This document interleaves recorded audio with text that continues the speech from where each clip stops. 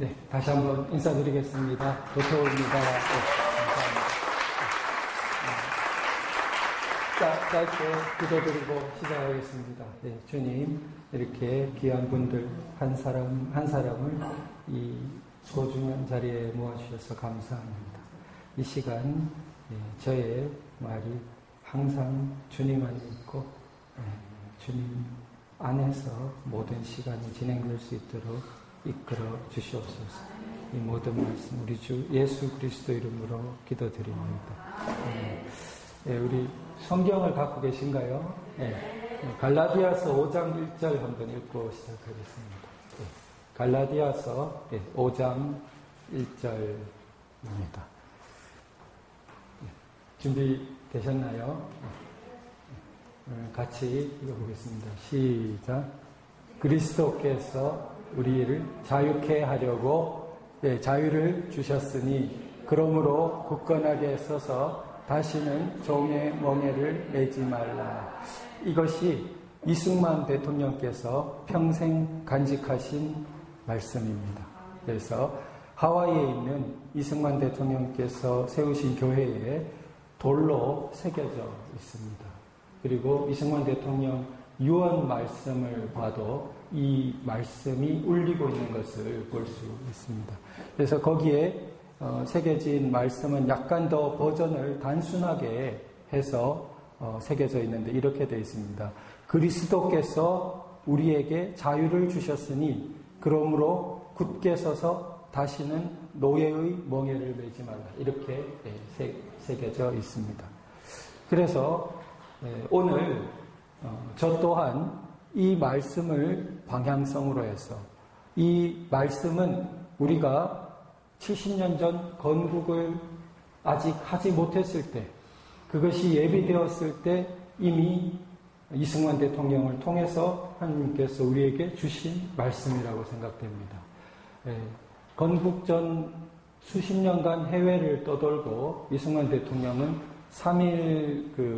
1910년대 초기에 3.1운동 전에 이 일제의 강제합병 직후에 우리 대한민국을 떠나서 해방될 때까지 못 돌아오셨어요. 36년간 일제 통치 기간 한 번도 고국 땅을 밟지 못했습니다. 1급 체포 명단이기 때문에 귀국하면 바로 체포기 때문에 그 기간 내내 해외를 떠돌면서 조국의 독립을 꿈에도 깨어있으나 잠드나 그걸 하면서 그 간직하신 말씀이 저거란 말입니다. 그리고 저 말씀 위에 우리 조국의 해방을 맞았고 건국을 했습니다. 그래서 저 말씀은 굉장히 소중한 말씀이라고 생각됩니다. 그래서 이 말씀에 봤을 때 우리 자유의 상태와 노예의 상태가 극명하게 대립되고 있습니다. 그래서 트럼프 대통령이 2년 전 우리나라에 와서 국회 연설을 할 때 다시 한번 우리 대한민국 이 휴전선 남쪽의 자유의 땅과 휴전선 이북의 노예의 땅을 극명하게 다시 한번 대립해서 국회 연설을 했습니다. 다시 한번 갈라디아서 5장 1절이 그 연설 속에 울리고 있는 것을 볼 수 있습니다. 참으로 우리 한반도에서 자유와 노예 상태가 극명하게 대립하고 있습니다. 그래서 이것을 볼 때 우리 자유를 주셨으니라고 합니다. 그래서 이승만 대통령도 많은 분들이 노력했지만 그것을 다 하나님의 도구로서 그렇게 받아들이시지 인간이 쟁취한 것으로 그렇게 생각하지 또 그런 태도를 취하지 않은 것입니다. 그래서 그것은 하나님께서 주신 것이다. 그래서 주신 것인데 그러면은 우리가 하나님의 선물로 우리 대한민국이라는 이 소중한 자유의 국가를 받았습니다. 받았는데 그럼 아무 할 일이 없냐? 성경 말씀에 그러므로 굳게 서서라고 했습니다. 그러므로 굳게 서서. 굳게 서야 할 우리의 의무와 책임과 소명이 있는 것이죠. 근데 과연 우리가 굳게 서 있었느냐? 그것을 돌아봐야 합니다. 만약 굳게 서 있지 못한다면 이승만 대통령이 돌아가실 때 우려하신 것처럼 또 성경 말씀의 뒷부분처럼 그러면 다시 무엇의 상태가 우리 앞에 위협적으로 있습니까? 종의 멍에가, 노예의 멍에가, 노예의 상태가 여전히 기다리고 있는 것입니다. 그래서 오늘 제가 이 PPT 이렇게 누르는 게 있습니까? 뒤로 넘기는, 누르는 게 잘 안 보이는데요. 제가 준비한 PPT 내용이 있지만 가장 핵심 부분만 오늘 말씀드리려 합니다. 그래서 가장 핵심 부분에서 이 건국의 완성으로서 자유통일에서 제가 크게 세 가지 시기를 말씀드리고자 하는데요. 그것이 첫 번째는 약 120년 전 구한말 시대입니다. 그 나눠드린 자료에 3페이지 보시면은 그 1898년 이렇게 되어 있습니다. 120년 전이죠. 이 1898년 중간에 사진을 보면은 백정 박성춘이라고 나옵니다. 오늘 다 잊으셔도 백정 박성춘 요 하나를 잘 간직하시면 핵심이 그 안에 있습니다. 그래서 백정 박성춘이 왜 문제가 되냐. 그리고 그 다음 중간에가 우리 1948년 70년 전에 이 건국의 시점이고 세 번째 시점은 30년 전쯤인 1987년 지금 현행 헌법의 시점입니다. 그러면은 1987년 이것은 조심해야 됩니다. 그래서 1987년을 백정 박성춘과 이승만 대통령의 1948년 건국의 흐름 속에서 1987년을 봐야만 그 다음에 자유통일이라는 것이 선명하게 이렇게 일관성 있게 딱 정립되는 것입니다. 그런데 만약에 앞부분에 백정 박성춘도 잊어버리고 이승만 대통령과 48년 건국의 의미도 제대로 깨닫지 못하면 1987년을 이상하게 해석하게 돼요. 그것이 현 청와대 주사파의 생각인 것입니다. 그리고 그걸 아주 기점으로 막 생각해서 거기서부터 민주화가 시작됐다는 둥 이렇게 이상한 역사 해석을 하게 됩니다. 그리고 당연히 그것은 자유통일을 가리키지 않습니다. 그렇게 되면 그 방향은. 그것이 오늘 강의의 골자입니다. 그러면은 백정 박성춘의 이야기부터 해보겠습니다. 백정 박성춘이라는 분을 낳게 한 원천은 무어 선교사라는 분과 에비슨 선교사라는 구한말의 유명한 이 두 선교사입니다. 에비슨 선교사는 의료 선교사로 고종 황제의 시의이기도 했다고 합니다. 자, 그러면 이 두 선교사님과 백정 박성춘 어떤 상관이 있느냐? 자, 우리가 지금은 다 잊어버렸지만 우리가 전에 들은 이야기로는 다 알고 있습니다. 백정은 뭐 하는 사람이죠? 소장, 그죠? 도축하는.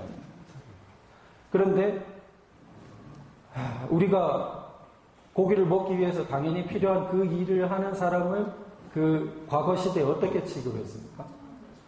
가장 천인 중에 천인으로 취급했습니다. 너무나 천인 중에 천인이었기 때문에 거의 인도의 불가촉 천민처럼 취급했습니다. 접촉조차 하는 것이 꺼린다. 어린이도 마찬가지로 양반 자제가 아니에요. 그냥 상민의 자제, 뭐 어디 종 이런 사람도 백정한테는 상전의 자리가 그런 세월이었습니다. 그런 때의 백정이었어요. 아직 구한말은 그런 때입니다. 120년 전 우리나라는 아직 그런 때예요. 지금은 상상하기 어려울 때죠. 그런 때에 선교사님들이 와 있었고 백정 박성춘이 살고 있었습니다. 그런데 당연히 이런 이름도 없어요. 이런 이름은 나중에 선교사님들이 이렇게 지어준 겁니다. 그런데 그 아들도 제대로 이름도 없고 그런 때인데, 자, 결정적인 계기가 뭐냐면 그렇게 천대받고 살던 이 분이 장티푸스까지 걸렸어요. 죽을 병에 걸렸어요. 그래서 죽어가고 있었습니다. 그럼 뭐 당연히 살 도리가 없죠. 그 당시 의료도 발달하지 않았는데다가 가장 천인 중에 천인이니까. 그런데 살렸어요. 누가 살렸냐? 이 에비슨 선교사가 가서 치료했어요. 무호 선교사님하고 같이 가서 치료했어요. 어떻게 그런 일이 생겼냐? 이 아들이, 백정 박성춘의 아들이 당시 선교사님이 열던 학교에 다녔어요. 이 백정 박성춘이 자기 아들을 혹시나서 보낸 겁니다. 자기는 너무나 참 천대받고 살았지만 당시 그래서 백정 아들을 받아주는 학교도 없어요. 유일하게 선교사님이 열고 있는 학교만 사람 차별하지 않으니까 받아준 겁니다. 그러니까 백정 아들도 받아주는 학교가 있다는 말을 듣고 그리 보낸 거죠. 근데 이 아들이 얼마나 똑똑한 분이냐면은 나중에 세브란스 의대를 졸업해요. 세브란스 의대를 졸업해서 간도에 가서 의료봉사를 하다 나중에 독립운동까지 합니다. 독립운동 지원까지. 그런데 이 자유민주주의 사회 이전이 왜 잘못된 사회입니까? 세브란스 의대를 졸업할 사람을 어떤 삶으로 끝내게 할 뻔했죠? 네. 사람들 앞에 얼굴도 못 들고 평생 돌로 이렇게 조롱받으면서 사는 삶으로 그렇게 끝날 뻔한 삶이에요. 그게 교회가 오고 자유민주주의 세상의 가치관이 오고 근대가 되어서 그분이 세브란스 의대를 졸업하고 해부학, 그 어렵다는 해부학을 한 의사가 되고 그렇게 됩니다. 자, 그런데 그래서 그 아들이 선교사님한테 얘기를 한 거예요. 아버지가 죽어간다고. 그러니까 가보자 하고 이렇게 온 겁니다. 그래서 이 백정 박성춘 이분은 너무 감동받았어요. 그러니까 이 지금 도대체 꿈인지 생신지 믿을 수가 없을 지경. 왜냐하면 고종 황제를 직접 치료하는 의사 선생님, 완전히 극과 극이에요. 세상에서 자기 땅에서 제일 높다는 황제를 치료하는 의사가 이 땅에서 제일 낮다는 자기를 치료하러 왔어요. 그래서 나왔어요. 교회 다니겠습니까? 다니겠습니다. 그래서 교회 다니니까 이분이 원래 똑똑한 지력이 있는 거예요. 그래서 교회 다녀가지고 나중에는 독립협회 만민공동회가 하는 연설회까지 나가 연설을 했어요. 이게 그 연설문입니다. 연설문이 뛰어나서 당시 독립협회 신문에 실렸어요. 그래서 역사에 남은 것입니다. 이게 좀 작아서 여기 있죠. 거기 3페이지 같이 한번 읽어보겠습니다. 시작. 나는 대한의 가장 천한 사람이고 무지 몰각합니다. 그러나 충군 애국의 뜻은 대강 알고 있습니다. 이에 이국 편민의 길인즉 관민이 합심한 연회야 가하다고 생각합니다. 저 차일에 비유하건대 한 개의 장대로 바친즉 역부족이나 많은 장대를 합한즉 그 힘이 공고합니다. 원컨대 관민이 합심하여 우리 황제의 성덕에 보답하고 국운이 만만세 이어지게 합시다. 이런 연설을 했습니다. 자, 그래서 이 연설을 한 관민공동회, 만민공동회, 그것을 주최한 주역이 된 독립협회, 그 주역이 이승만 대통령입니다. 그 선배가 서재필 박사. 그래서 서재필, 이승만 이런 분이 주역이 되어서 구한말에 독립협회, 만민공동회 같은 것을 주최해서 자, 이런 운동이 벌어졌습니다. 이 운동은 잘 안 알려져 있고 뭐가 알려져 있죠? 요즘 동학이 알려져 있어요. 동학이. 그래가지고 이 무렵에 같은 시기에 있었던 동학, 지금 고손자 말 뜻도 모르는 분도 있어요. 증손자 밑에 고손자죠. 120년 전 일이니까요. 고손자분들 유족 신청하라고, 뭐 등록하라고 그래야죠. 국가가. 그거 나중에 보상할 거라고. 그런 일이 벌어지고 있습니다. 자, 이게 80년대 운동권 학생들이 읽던 서적에 또 북한 같은 역사관에서 이렇게 끌어올린 것이 그게 바로 동학이에요. 독립협회 당시에 독립신문에 보면은 동학을 신랄하게 비판하고 있습니다. 왜냐하면 그것이 상당히 폭력적인 밀란으로 전개되었기 때문이에요. 동학이 밀란적인 성격을 갖고 있다는 것을 부정할 사람은 아무도 없어요. 그건 너무 팩트이기 때문에. 예. 조선시대, 전통시대에 일어났던 밀란의 연속선상에 있는 것입니다. 밀란은 뭐 어떤 거예요? 탐관오리 같은 사람이 와가지고 학정을 막 하면은 그 지역의 사람들이 참다 못해서 자연 발생적으로 퍽 뒤집고 일어난 그런 게 밀란이에요. 밀란이 새 시대를 열 수 있겠어요? 밀란은 새 시대를 열 만한 가치관을 갖고 있지 못해요. 새로운 이념 방향성을 갖고 있지 못합니다. 단지 그 시대에 선정을 펴야 되는데 왜 악정을 펴냐? 이런 것에 대한 항의 같은 식이 돼요. 그래서 대체로 전통사의 밀란은 어떻게 정리되냐면 정부에서 와서 수습을 해가지고 조사 좀 해보고 탐관오리가 너무 심하다 싶으면 그 사람 딴 데 보내든지 뭐 이렇게 딴 데 보내요 또. 그런 사람을 영부에 뭐 좀 벌 주는 경우도 잘 없어요. 그러니까 그게 전통사의 좀 문제점이었던 거예요. 그리고 민난 일으켰던 벌로 거기에 대표급 사람들 거의 사형시키고 이제 끝내는 그런 식의 중재를. 그게 전형적인 민난에 이렇게 끝나는 방식입니다. 그런데 동학은 민난 중에 대규모 밀란이에요. 그러면은 전통사회에 지역 밀란이 대규모 밀란으로 발전된 적이 동학 말고도 몇 차례 있어요. 대규모 밀란은 좀 더 광범위한 지역에서 좀 더 장기간 지속됩니다. 그러다가 결국 이제 끝나요. 네. 끝날 수밖에 없었어요. 그랬는데 동학이 그런 대규모 밀란 플러스 하나가 더 있어요. 그게 이제 동학이라는 일종의 당시에 종교 비슷한 것이 끼었기 때문에, 종교 조직 비슷한 것이 끼었기 때문에 그게 또 특이한 점. 그런데 동학은 우리 구한말에 전래된 기독교하고 비교할 수 없습니다.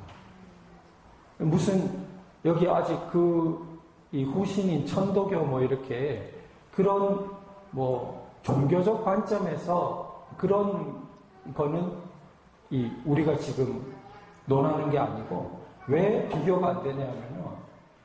구한말에 들어온 기독교, 우리 개신교는 이 역사 방향성을 바꾼 거예요. 뭐가 같이 붙어 있냐면 자유민주주의가 붙어 있어요, 거기에. 그래서 새로운 미래의 새 시대를 여는, 이건 시대를 아예 달리 끊어버리는. 고려 시대는 무슨 사회? 불교 사회. 조선 시대는 무슨 사회입니까? 유교 사회. 네. 숭유 억불 정책을 폈다고 그러죠. 시대 구분이 확 나뉘죠. 조선 시대는 유교 사회, 현대 사회 유교 사회입니까? 아니죠. 뭐로 달라졌죠? 보통 그냥 자유민주주의 사회죠. 그 바탕에 뭐가 깔려 있는 거예요?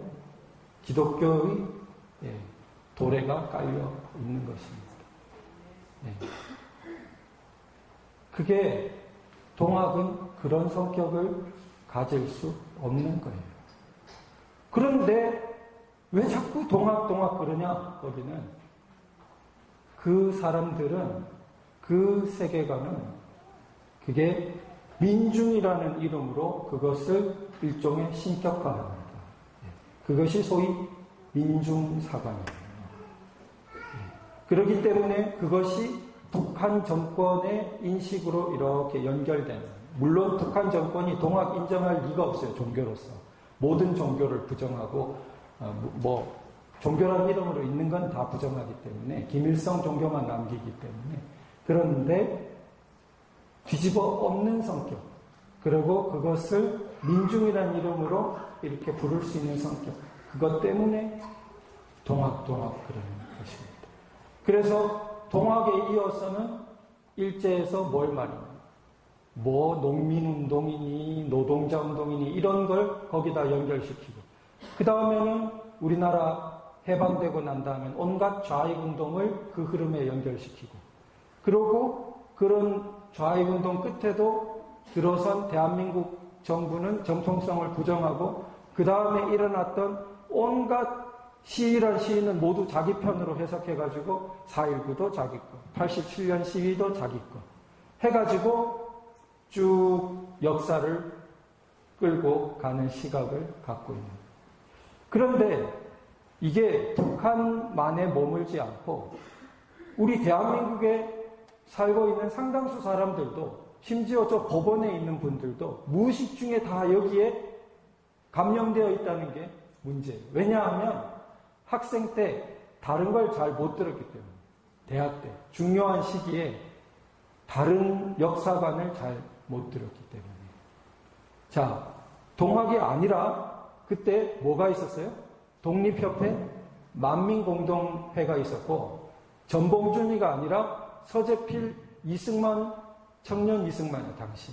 청년 이승만이 그 당시에 같이 활동하고 있었어요. 뒤에 역사를 볼 때, 지금 120년을 지나 볼 때, 전봉준이 대표하고 있었던 흐름이 지금 역사의 방향성입니까? 서재필과 청년 이승만이 당시 움직이고 있었던 게 역사의 방향성입니다. 너무 뚜렷해요. 지금 백정 박성춘을 보더라도 저 백정 박성춘을 이렇게 일으켜 세운 게 동학이에요? 밀란이 이렇게 일으켜 세웠어요. 밀란은 저 사람한테 죽창을 줬을 거예요. 앞에 가서 그 원한으로 사람 죽이라고. 그러니까 역사의 방향성이 될 수 없는 겁니다.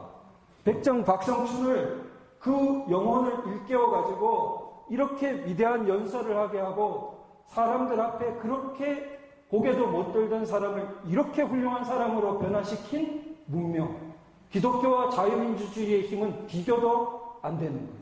그 아들을 어떻게 했어요? 세브란스 의대를 보내가지고 독립군 지원하는 의사를 만들었어요.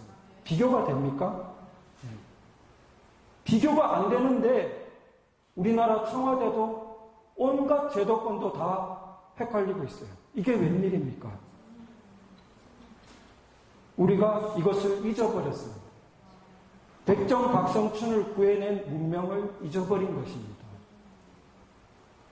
그러면 잊어버리면 어떻게 돼요?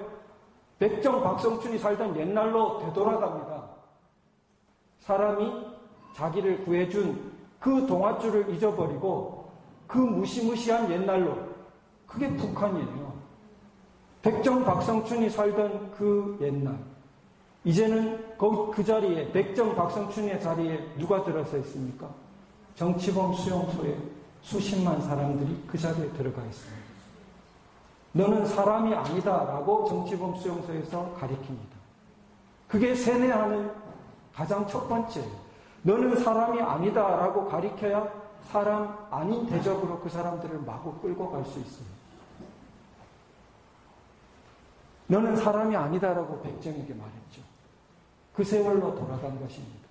저 때는 백정이라고 그랬는데 이제는 북한에서는 뭐 때문에 성경을 소지했다는 이유로, 집에서 예배를 받다는 이유로, 온 가족이 함께 너는 평생 여기서 나갈 수도 없고 나갈 생각도 갖지 말고, 우리가 풀어줘야 풀어주는 거지 형기도 없어요.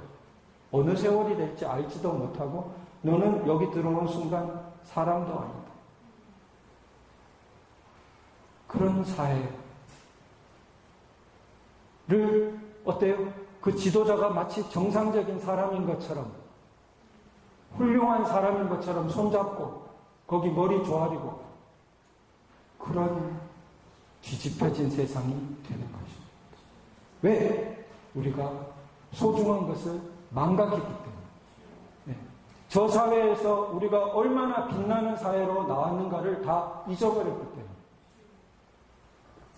그래서 백정 박성춘을 우리가 똑똑히 기억해야겠습니다. 지금 1948년 자유민주주의 건국헌법은 어느 날 하루아침 뚝 떨어진 것이 아닙니다.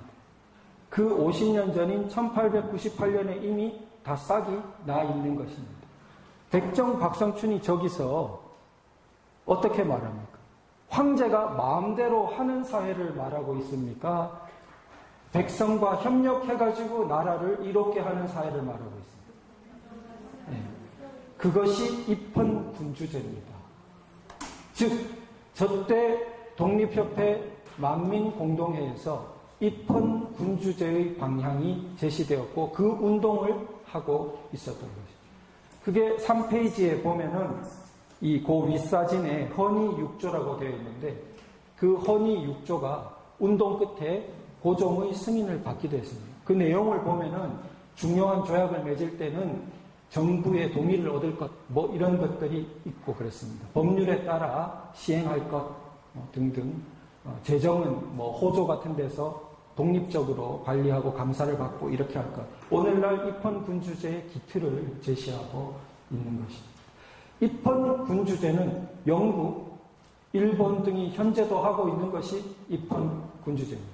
왕이 있지만 형식적으로 존경만 받고 국사에 구체적으로 관여하지 않고 헌법적인 질서가 있어서 거기에 따라 국정이 운영됩니다. 조선 말에 그런 방향으로 움직이고 있었고 저 움직임이 가능했던 것은 당연히 개화문명이 기독교와 함께 들어와서 교육도 하고 그런 방향을 일깨웠기 때문에 가능했던 것입니다. 자, 이 우리나라의 자유민주주의가 아닌 좌익들이, 좌익 사상을 가진 사람들이 오히려 만민공동회를 이용했어요. 거기 사진에 보시면은 많이 모여있죠? 거기에 근데 중앙에 선명하게 뭐가 보입니까? 태극기가 보이죠. 벌써 그때 태극기가 이 집회에 등장해 있는 거죠. 박성춘 연설 뒤에도 태극기가 이렇게 있는 걸 볼 수 있습니다. 지금 이 사진은 87년 사진인데 여기도 태극기가 있죠. 우리 태극기 집회에서 태극기가 나오죠. 120년 동안 한국 역사의 주류 흐름에는 태극기가 등장하고 있는 것입니다. 그런데 저 만민공동회를 촛불 집회가 끌어다 썼어요. 광우병 집회가 끌어다 썼어요. 그러면서 자기들이 마치 만민공동회의 후예인 것처럼 만민공동회 그러면서 저는 그 실수라고 봅니다. 자기들. 왜냐하면 만민공동회를 이제 알려줘서 고마운데 결코 그들로 연결될 수가 없는 게 만민공동회는 법치주의를 강조하고 입헌민주주의, 입헌군주제로 나아가려던 운동이에요. 그런데 광우병, 촛불 집회, 여기는 법치주의를 무시하고 광장민주주의식이에요. 광장에 모인 사람들 뜻대로 하는 것이 국민의 뜻대로 하는 거고 그게 민주주의라는 식으로 말해요. 만민공동회가 그랬냐? 전혀 그렇지 않아요. 만민공동회는 법을 정해가지고 그 법대로 임금도 따르고 백성도 따르는 입헌민주정을 주장했지 광장에 모인 사람 뜻대로 가자 주장한 적이 없습니다. 따라서 광우병 촛불 집회가 만민공동회 후예라는 건 자기들 완전한 착각이에요. 결코 후예가 될 수 없어요. 뭐가 후예요? 태극기 집회가 그 후예이고 그리고 이 1987년 이 시위도 촛불 집회처럼 해석할 수가 있고 태극기 집회처럼 해석할 수가 있는 겁니다. 그래서 이 만민공동회와 백정 박성춘의 의미를 정확히 이해하는 것이 오늘 강의의 굉장히 핵심입니다. 자, 제가 현안을 하나 말하면 우리가 너무 좀 응급한 부분이어서 말씀을 드리게 되는데, 판문점 선언이 있어요. 이거를 국회에서 비준하려고 막 계속 몰아붙입니다. 짧게 설명을 드리면, 이 판문점 선언은 국제법적인 조약이 아니에요. 조금 어려우실 수 있는데, 뒤에 선언이라고 붙어 있는 것하고 조약, 협정이라고 붙어 있는 것하고 국제법적으로 크게 두 개로 나뉩니다. 이건 지위가 완전히 달라요. 그래서 조약, 협정이라고 되어 있는 것이 정식으로 법적인 효력을 가지는 것이고, 선언이라는 것은 그 글자 그대로 그냥 단순히 선언에 불과합니다. 어떤 법적 효력과 구속력, 강제력을 예비하고 있는 게 아니에요. 그런데 우리나라 헌법을 보면은 국회가 동의를 하는 것은 전부 조약이에요. 헌법 60조에. 그래서 안전보장 조약, 중대한 재정 부담을 가지는 조약에 대해서만 국회가 동의를 합니다. 왜냐하면 조약이 아닌 것은 국회가 할 이유가 없어요. 그게 원래 법적으로 구속력을 가지는 게 아니기 때문에 그건 그냥 상징적으로 이렇게 해보는 말이에요. 이렇게 장래 언제든지 바뀔 수도 있는 거고. 그런데 조약이면 문제가 심각하기 때문에 합니다. 그러고 헌법적으로는 사전에 합니다. 사전에. 중요한 조약의 경우에 사전에, 지금 판문점 선언의 내용적인 그런 부분을 만약에 한다면 반드시 그건 사전 동의를 해야 되는 조약이에요. 그래서 이런 부분에서 봤을 때 동의의 대상도 아니고 사전도 아니고 그런 것을 다 자기들끼리 무난 마음대로 해놓고 이제 와서 국회에 들고 와서 동의를 해요. 그러면 왜 그런 말도 안 되는 일을 하는? 국회가 동의를 근데 해주면 그게 조약이 아님에도 조약처럼 우기고 다닐 그런 일종의 이상한 이중적인 모양새가 만들어지는 겁니다. 엄격히 법으로 따지면 조약도 아닌데 행정부가 서명했고 이제는 국회 동의까지 받았다. 그러면 사법부는 원래 국민이 이렇게 선거로 뽑은 게 아니죠. 그러면은 국민이 선거로 뽑은 데에서는 다 동의를 받았다라고 떠들고 다녀요. 그러면 우리나라 국민은 다 거기에 동의했다는 식으로 유엔 같은 데 가서 말할 작정인 것입니다. 이번에 문재인 씨가 우리 북에 다시 간다고 하죠. 그때 동의를 받아서 가고 싶은 것입니다. 그리고 그참에 유엔까지 이렇게 가고 싶어요. 이런 심각한 사태를 다음 주 화요일 날 국회에서 하겠다고 강행을 막 밀어붙이고 있습니다. 그래서 제가 응급하게 말씀드리는 거죠. 어쩌다가 참 이 지경까지 왔습니까? 네. 그래서 우리가 좌익적인 생각을 가진 분들은 그렇다 치고 이런 사태에 온 것을 보면은 좌익적인 생각을 가지지 않은 측의 준비나 어떤 노력이 너무 부족했다 이런 생각을 하게 됩니다. 지금 국회에서도 그래도 120석 넘는 야당도 있고 그런데 왜 이처럼 허수아비처럼 이렇게 국민들이 불안하게 그렇게 되냐는 것이죠. 왜 제대로 용기 있게 말하는 사람이 그렇게도 없느냐라는 한탄을 하게 되는데 구한말이 그랬어요. 구한말에 배운 사람들이 없었습니까? 당시의 교양으로는 한문 읽고 배운 사람이 수두룩했습니다. 그런데 왜 그 당시에 대응이 그렇게밖에 안 되었을까? 자, 한편으로는 미래 어디로 나아가야 되는지가 제대로 보고 있는 분들이 너무 없었습니다. 그때 보고 있었던 분이 서재필 이승만 같은 선각자들이에요. 그분은 우리 그 배제학당이나 거기 오신 선교사님들이나 이렇게 통해서 국제 정세도 배우고 특히 미국에 대해서 눈 떴어요. 서재필 박사는 일찍이 미국 가서 의사도 되고 있기 때문에 남달리 이승만 대통령도 그 영향도 받고 그렇기 때문에 일찍 눈 떴습니다. 미국에 대해서 눈 떴다는 것이 당시 세계 최고 발전 수준한 문명에 대해서 눈 떴다는 것과 같아요. 그렇기 때문에 이분들은 미래 방향성을 본 것입니다. 미래 방향성은 자유민주주의다라는 것을 본 것입니다. 저 미국이 하고 있는 저 방향이 미래 방향이다라는 것을 본 것입니다.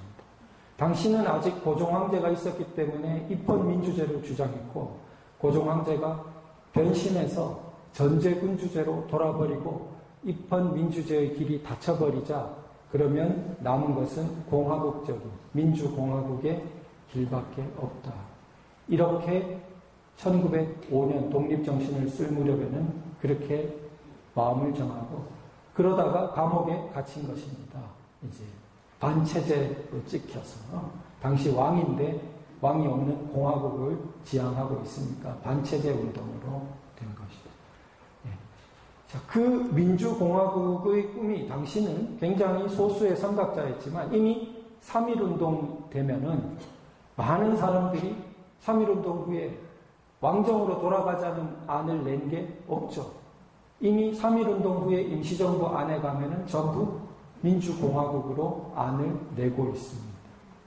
그래서 방향이 그때부터 쭉 민주공화국적인 방향으로 잡힙니다. 그런데 그 민주공화국이 자유민주주의라는 것이 이미 구한말부터 우리가 입헌민주제를 지향하는 모습을 보면 알 수 있죠? 있는데 3.1운동 후에 거기에 좌익 계열이 침투해요. 러시아 혁명이 일어나고 막 이렇게 되니까. 그래서 그 내에 좌익 세력이 막 그 안에 노선 분열을 일으키고 이렇게 막 시끄러워요. 그래서 3.1운동 직후에는 전부 이승만 대통령이 이래저래 해도 어떻게든 수반으로 되는 데는 아무 이견이 없었습니다. 그런데 자꾸 좌익 세력들이 생기고 그러니까 시끄러워지게 된 것입니다. 그러다가 결국은 우리 1948년에 우리 남쪽의 대한민국 자유민주주의와 저쪽 북쪽에 우리 소련의 그 후원 아래 건립이라기보다 세워진 저쪽 김일성 체제로 분리되게 되죠. 자, 왜 자꾸 3.1운동 그때부터 건국이 돼야 된다고 현 정부는 주장하겠습니까? 3.1운동을 너무 좋아해서? 그렇게 순수한 뜻이 아니에요. 제가 3.1운동 후에 뭐가 생겼다 했죠? 거기에? 뭐가 끼어들었어요? 좌익이 끼어들었어요. 거기를 안고 가고 싶은 거예요. 그게 우리 역사의 정당한 부분이라고 안고 가고 싶은 것입니다. 즉 그렇게 되면 뭐로 연결돼요? 48년 대한민국의 건국이 정통성이 없거나 그것은 있어봐야 부분적인 정통성밖에 없는 것이라고 말하고 싶은 것입니다. 왜냐하면 좌익을 배제했기 때문에 이렇게 흘러가는 것입니다. 더 깊은 핵심에는 오히려 정통성이 어디에 있다? 좌익 쪽에 있다라고 말하고 싶은 것이죠. 자, 그 사람들이 제가 아까 전에 다시 한번 이 1898년 때를 말씀드린 것처럼 그러면 1898년 때 그 사람들 같은 좌익 흐름은 어디 있었어요? 자기들 좌익 흐름은? 그러니까 동학이에요.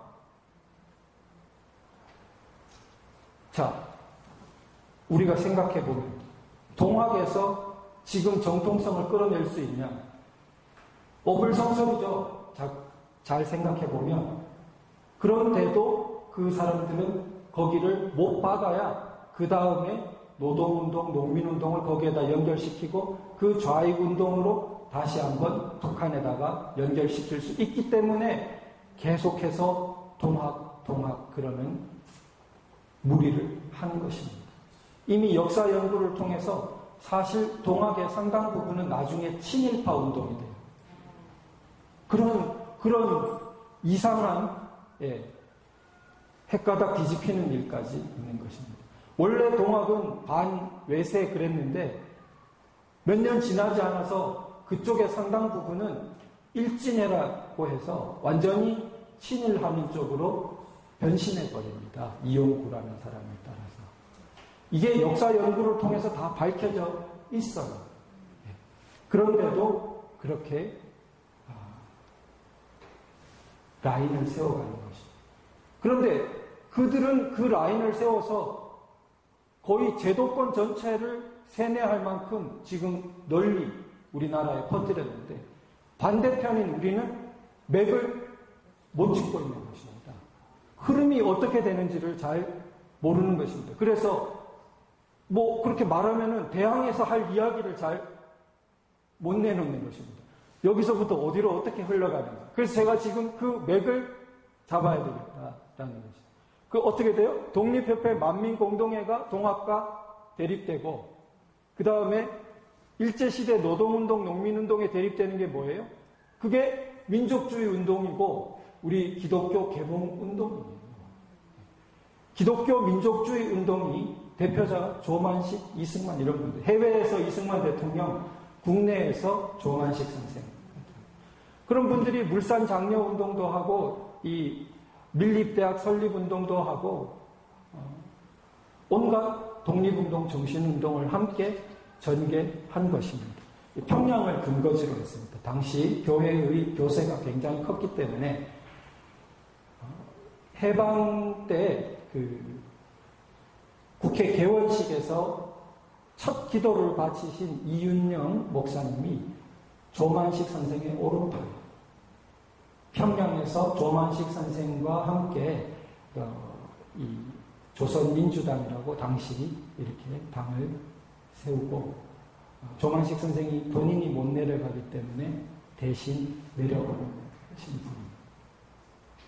분입니다. 결국 그 당시 해방 공간에서도 해방 당시에도 조사를 해보면 이승만 대통령이 정부수가 첫 번째로 사람들이 꼽았고 두 번째가 조만식 선생이었어요.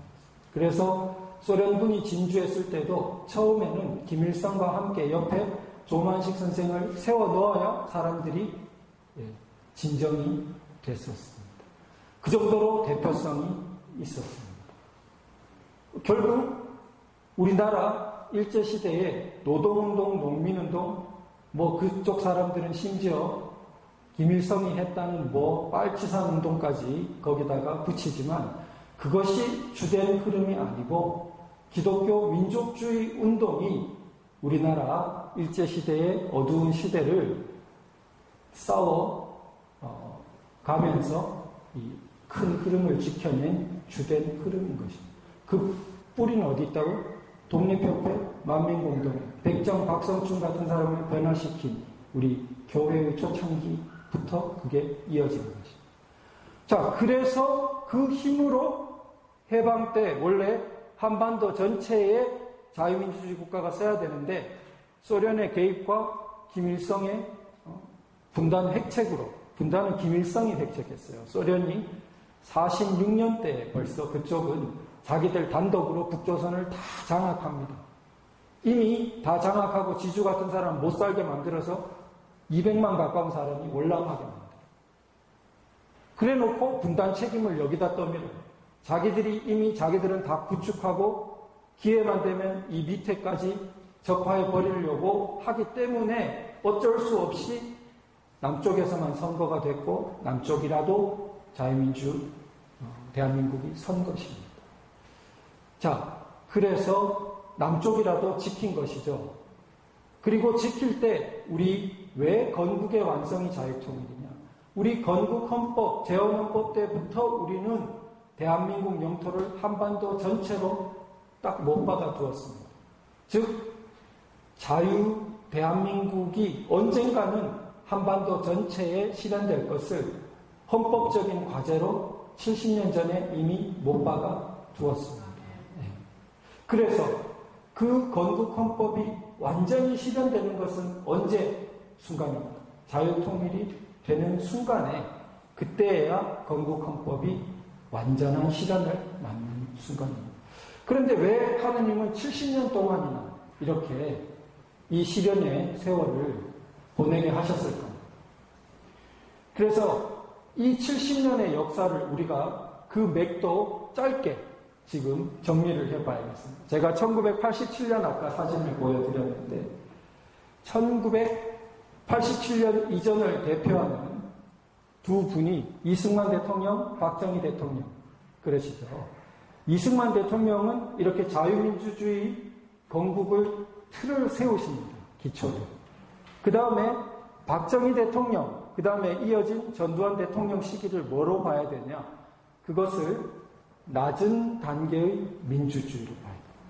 낮은 단계의 법치와 민주주의라고 부릅니다. 이것을 이제 서울대학교 최대권 교수님, 국정교과서 집필에도 참여하셨는데요.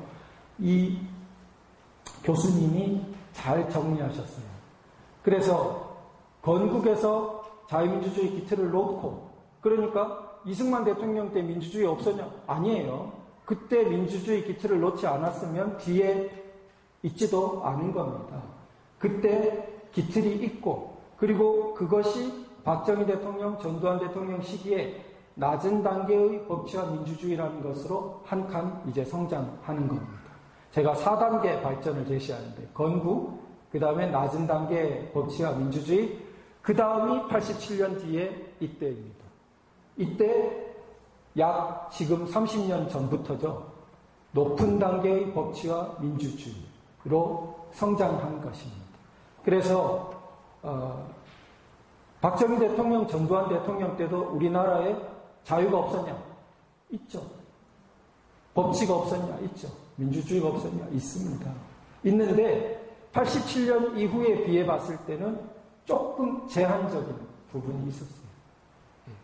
그런데 그걸 가지고 좌익들은 어떻게 생각해요? 생각하는 게 아니라 모략합니까? 그것을 독재다. 그것이 뭐 민주주의도 아니다. 이렇게 모함하는 것입니다. 그리고 그것을 중국에다가 갖다 비유해요, 자꾸. 중국의 실상을 아는 사람은 비교도 안 된다는 것을.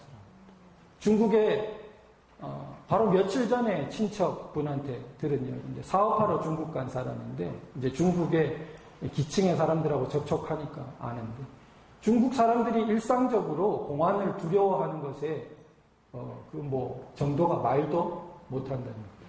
중국 유학생 만나본 사람들, 유학생 정치 비판 발언 굉장히 힘들어합니다.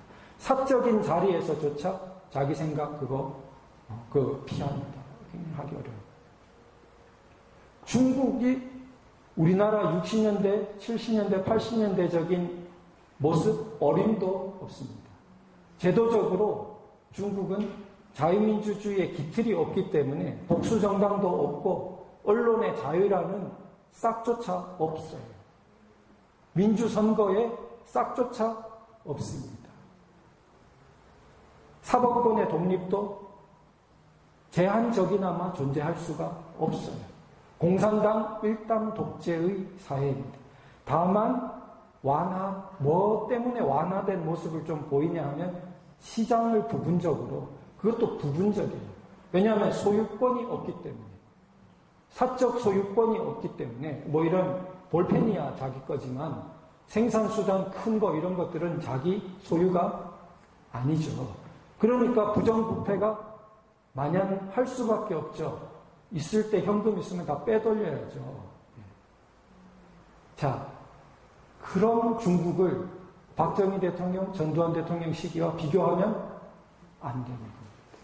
차원이 달라. 그 중국이 죽었다 깨어나도 1987년으로 가냐? 1987년은 그냥 1960년대도 못 간다니까요. 싹이 없기 때문에. 그래서 우리나라는 낮은 단계의 법치와 민주주의를 거쳐서 높은 단계, 즉 선진국을 지향하는 높은 단계의 법치와 민주주의로 나아갔는데 저것을 자유민주주의가 아닌 사람들이 수단적으로 악용했어요. 그래서 저때 발전한 법치주의, 저때 이제 형사소송 절차에서 권이라든지 위법 수집 증거를 배제한다든지 변호인의 조력을 받을 권리를 아주 크게 인정한다든지 다 했습니다. 그런데 민변으로 대표되는 자유민주주의적인 생각을 덜하는 사람들이 그걸 어디에 썼냐? 가장 대표적으로 간첩 같은 사람 변호하는데 저걸 온갖 수단으로 다 써서 심지어는 이거 증거가 오염됐으니까 뻔히 죄가 있는데도 무죄다라고 재판부가 선언하게 만드는 식으로 악용했습니다. 그래놓고 정작 2년 전 탄핵 사태 이래 박근혜 대통령을 비롯한 수많은 사람들한테 온갖 이런 형사소송 절차가 제대로 적용되지 않는 것에 대해서 항의 한번 했느냐? 하나도 하지 않은 것입니다. 즉, 이 사람들에게 이러한 인권, 법치, 높은 단계의 민주주의는 뭐였어요? 투쟁의 수단이고 도구였다는 것을 스스로 다 드러낸 것입니다. 진정으로 인권을 지향하고 진정으로 법치를 지향한 게 아니라 정권 탈취, 권력을 잡기 위한 수단과 권력을 유지하기 위한 수단과 반대파를 숙청하기 위한 수단으로만 자기들은. 그래서 자기 쪽을 옹호할 때는 그걸 들이밀고 반대편을 탄압할 때는 그런 것이 없는 것으로 행동합니다. 그러나 좋은 점은 이제 그 사람들 그게 다 드러났어요. 저 사람들이 1987년을 논할 자격이 없습니다. 저기서 민주주의 부르짖은 사람들 중에 상당수가 어때요? 가짜라는 것입니다. 자유민주주의가 아니라는 것입니다. 머릿속에. 자유민주주의를 도구로 이용한 것일 뿐입니다. 그 사람들은 1987년을 엉뚱한 의미로 쓰고 있습니다. 또 뭐예요? 동학 비슷한 거예요. 정부 뒤집고 그리고 소위 민중세상을 만드는 것의 원형처럼 전혀 야만적인 해석이에요. 선진국, 영미에도 시위가 없습니까? 있습니다. 있지만 그 시위가 자유민주주의적인 방향에 발전시키는 시위가 있을 수 있고 그 아주 야만적인 그 시대에는 그 선진국에 이미 그런 것은 상당히 정리되었죠. 그런 것은 이제 그 사회에서는 발붙이기 어렵게 굉장히 된 것입니다. 우리는 아직도 구분이 안 되어서 광우병 난리, 촛불 난리를 그렇게 맞는 것입니다. 시위 자체가 문제가 아니라 자유민주주의 법치 질서 아래에서 시위가 돼야 되고 자유민주주의 법치를 발전시키는 방향으로 그것이 나아가야 되는데 그걸 부정하는 방향으로 가기 때문에 그것은 역사의 흐름과 완전히 역행하는 것입니다. 그래서 우리가 이제 정리를 제가 다시 한번 하고 마치겠습니다. 그러니까 마지막 그걸 보면은 제가 프론티어의 상실 이런 부분을 말씀드리는데 우리 미국에서도 프론티어가 중요하다 이렇게 말하죠. 미국의 서부 개척 시대에는 서부가 있었고 나중에 서부가 다 개척되자 어떻게 됐습니까? 우주 개척도 하고 막 그러죠. 그래서 항상 프론티어가 개척하는 전선이 있는 사회가 굉장히 건전합니다. 그래서 그 미국도 노예 해방의 주력이 서부 개척민들이 가장 열정을 띠고 그것을 싸웠습니다. 그리고 그 링컨도 서부 개척민의 후예예요.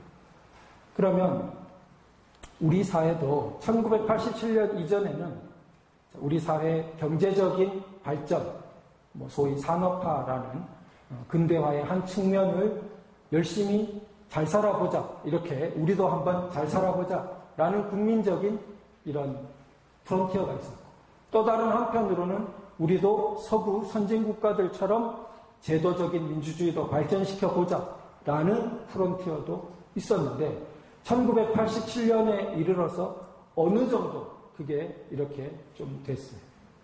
그러자 제가 볼 때는 이 방향성이, 국민적인 방향성이 느슨해졌습니다. 느슨해지자 뭘 맞았어요? IMF를 맞았어요. IMF를 맞고도 다시 우리가 나아가야 될 방향성이 뭔지에 대해서 정신을 제대로 차리지 못했습니다. 오히려 속물적인 가치관이 더 심화되는 그런 현상까지 나왔습니다. 사실은 70년 전부터 우리에게는 프론티어가 있었어요. 숙제가 있었어요. 뭐가 있었어요? 자유통일이라는 프론티어가, 숙제가, 그 개척해야 될 서부가 있었습니다. 저 정치범 수용소에서 수십만이 비참하게 죽어가는 저 북한에 대해서 우리가 무언가를 해야 된다는 프론티어가 있었는데 외면한 것입니다. 제대로 보지 못한 것입니다. 프론티어를 제대로 개척하지 않으면 그 사회는 안으로 곪고, 우리 한국 사람들은 특히 그렇습니다. 할 일이 있어야 눈이 번쩍 띄어가지고 굉장히 열심히 하고, 그 사람에게 할 일을 빼앗으면 구한말처럼 비실비실 아주 외국인이 볼 때 이 사람들 굉장히 나태하고 뭐 이렇게 무기력한 사람 같다. 근데 간도에 가보니까 똑같은 한국인이 막 굉장히 열정적으로 막 다녀. 그래서 이게 같은 한국인인가? 외국인이 깜짝 놀랐어요. 그런 성향이 우리에게 있는데 1987년 이후에 우리가 굉장히 이 프론티어를 잃은 것이죠. 그런데 하나님의 섭리도 어느 정도 있는 것 같습니다. 왜냐하면 우리 사회에서 이 높은 단계로 자유를 발전시키고 자유통일이 되어야 높은 단계의 자유통일이 되죠. 만약에 우리 사회에서 낮은 단계의 자유가 실현되어 있는 상태에서 자유통일이 되면 낮은 단계의 자유로서 자유통일이 될 거 아닙니까? 그래서 이 남쪽에서나마 그게 이렇게 발전할 때를 기다려 주신 게 아닌가, 그런 생각해봅니다. 그런데 이제는 때가 찼어요. 때가 차서 너무 위기를 맞았어요. 근데 그 위기가 또 참 기막힌 그것이 마치 우리 구유에 태어나신 예수님처럼 높은 사람들은 이 사명을 다 오히려 버려버렸어요. 우리나라 높은 제도권은 탄핵 사태 이래 전부 공범이 되어버렸어요. 저쪽 사람들이랑. 이 자유민주주의 공격하는 사람들이랑. 신기할 정도로, 그래서 이렇게 입을 잘 못 여는 거예요, 지금. 이상할 정도로 침묵하게 되고, 뭔가 쭈뼛거리고, 왜 저렇게 말을 못하나? 다 거기서 꼬여버린 거예요. 법치를 파괴하는데 왜 공범이 됐어요? 자기들 뭔가 계산이 있었어요. 이렇게 해가지고 박근혜 대통령만 희생양으로 이렇게 좀 하면 이렇게 재창출할 수 있다. 뭐 이런 식으로. 근데 그것도 안 되고 심지어는 이명박 대통령까지 다 가고 자기들도 줄줄이 계속 이렇게 가는 예상치 못한 상황으로 가게 된 것입니다. 그런데 그 생각에 문제점은 없어요. 누구 하나를 무고한 사람을 희생양으로 삼아서 자기가 정권 뭐를 해요? 이게 말이 되는 생각이 아니죠. 전혀 선진한 생각이 아니죠. 백정, 박성춘 한 사람을 소중하게 여긴 생각이 아니죠.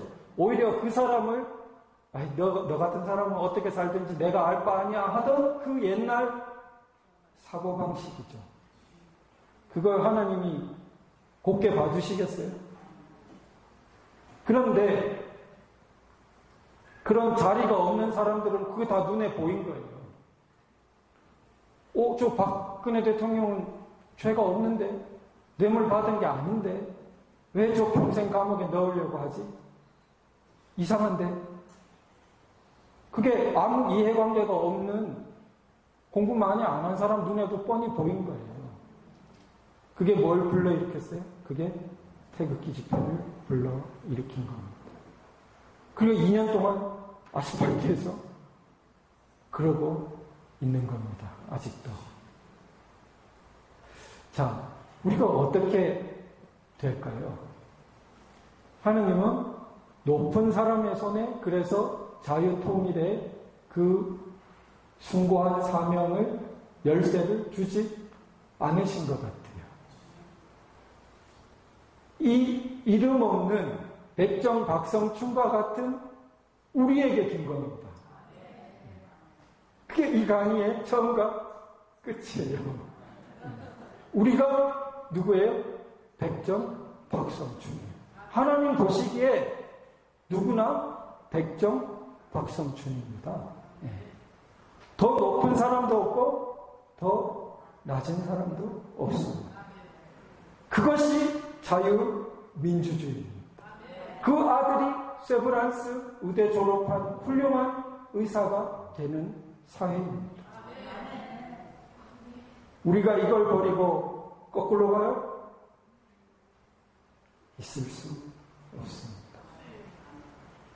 그 지켜내는 핵심은 백정 박성춘을 바로 새 사람이 되게 한 누구? 교회. 뻔히 보이죠? 예. 교회가 처음에도 핵심이 있고 지금 120년 후인 오늘 이 자리에도 핵심이 있는 것입니다.